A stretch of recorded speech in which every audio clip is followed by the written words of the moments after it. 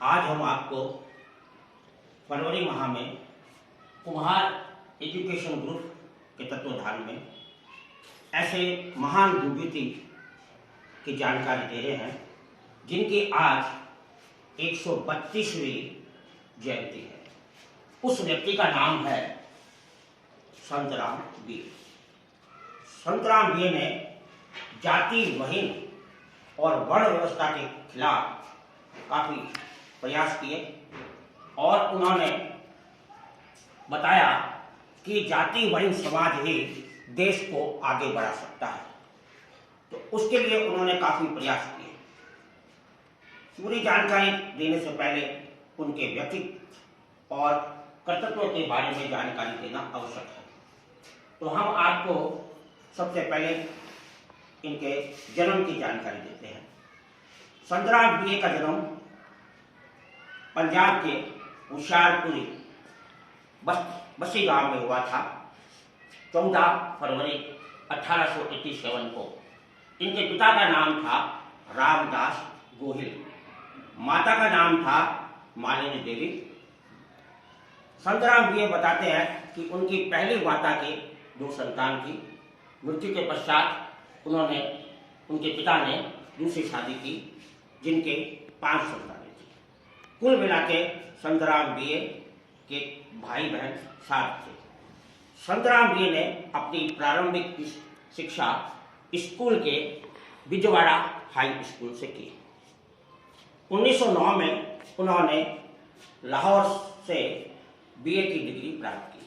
उस जमाने में बीए पास होना बहुत बड़ी बात समझी जाती थी, इसलिए संतराम बीए के नाम के पीछे संतराम बीए लगाना प्रारंभ कर दिया, क्योंकि वे ब्रिटिश सरकार के बीए थे और उस जमाने में उनकी बहुत कदर थी। संतराम बीए ने अपने सामाजिक सेवा के लिए कई प्रयत्न किए। वह स्वामी दयानंद सरस्वती, सदानंद से काफी प्रभावित थे। फिर उनका संपर्क परमानंद से हुआ, जो कि जाति वहीन समाज की रचना करने में आगे थे। उनके विचार आपस में मिलते थे। तो संतराम बीए ने जाति पाति तोड़क मंडल 1922 में स्थापना की, जिसके वो खुद सचिव थे और परमानंद जी उसके अध्यक्ष यानी कि प्रधान थे। जाति वहीन समाज की रचना करने में और जाति पाति तोड़क मंडल पंजाब तक सीमित नहीं था, उसकी शाखाएं देश के कई हिस्से में खुलने लगी और व्यापक रूप से उसका प्रचार होने लगा। संतराम बीए कहते हैं कि अगर हिंदुत्व स्थापित करना है तो समाज में जाति वहीन समाज बनाना पड़ेगा और उसको आगे बढ़ाना पड़ेगा। इसके लिए वर्ण व्यवस्था को खत्म किया जाए और अंतर जातीय विवाह पर जोर दिया जाए। जब वे 5वीं कक्षा में पढ़ते थे तो उनके क्लास का एक विद्यार्थी जो कुलीन परिवार में था, वो पिछड़ा शब्द कहकर, कुमार शब्द कहकर उनको अपमानित करते थे, क्योंकि कुलीन समाज के लोग अपने बच्चों को प्रारंभ से ही पिछड़ों के प्रति घृणा पैदा कर देते थे। तो इससे उनके मन में, समाज में एक जाति वहीन समाज रचना करने के लिए उनके दिमाग में कहा कि ऐसे जाति वहीन समाज से ही देश का विकास होगा। उन्होंने कई पत्र पत्रिकाओं में अपने लेख लिखे। हिंदुस्तान की किसी भी ऐसी कोई रचना उन्होंने नहीं थी कि उनकी हर रचना किसी अखबार में प्रकाशित होती रहती थी। वह उस समय के बहुत बड़े लेखक में से थे।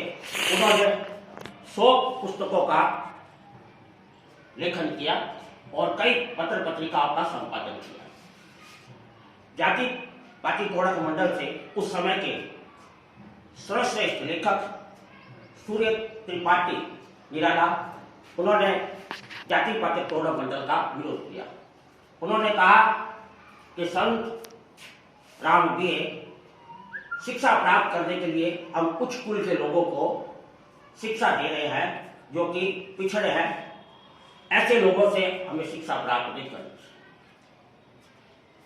तो उन्होंने बताया संतराम ये ने कि ये तो ऐसे हुआ कि कोई आदमी बुखार से पीड़ित है और उसका हाथ यानी कि उसके बुखार को ठंडा करने के लिए उसी बर्फ के ऊपर हाथ रख देने के समान बताया। उस समय अंधविश्वास, रूढ़िवाद, विषमता भरी जाति व्यवस्था, काफी भेदभाव चलते थे। उन्होंने अपने प्रयास किए, कई अधिवेशन बुलाए, कई प्रकार की पत्र पत्रिकाओं में उन्होंने अपनी लेखनी लिखी और कुलीन वर्ग के ब्राह्मणवाद के लोगों ने उनका जमकर विरोध किया। लेकिन संतराम भी अपनी कलम से निरंतर प्रयास करते रहे और ये परिवर्तन चलता रहा और कई पत्र पत्रिकाओं में संपादक करते रहे। इसी प्रकार कुमार प्रजापति समाज का नाम रोशन करते रहे। उनके पहले पत्नी के देहांत के बाद उन्होंने एक विधवा स्त्री से, जो कि महाराष्ट्र थी, उससे शादी की।